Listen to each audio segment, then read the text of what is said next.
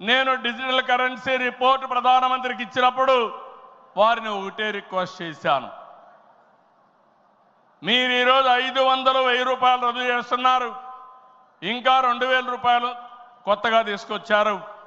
అవసరమైతే 500, 1000, 2000 రూపాయలు రద్దు చేయండి, డిజిటల్ కరెన్సీ పెట్టండి. ఎవరైనా అక్రమార్కులు ఉంటే ఈజీగా పట్టుకోగలుగుతాం.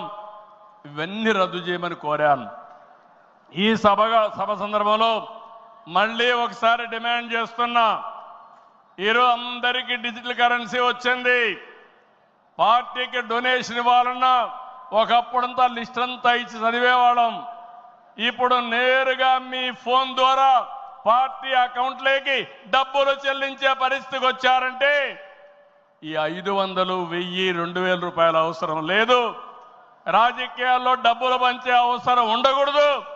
ప్రజా సేవే పరమావిధిగా చేసుకుని మనం పనిచేస్తే ప్రజలు మనకు ఓట్లేస్తారని చెప్పి కూడా నేను మీకు తెలియజేస్తున్నా.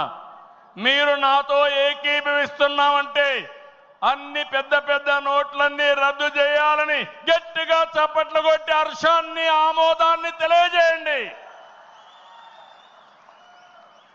అప్పుడే ఈ దేశంలో పూర్తిగా అవినీతి పోతుంది.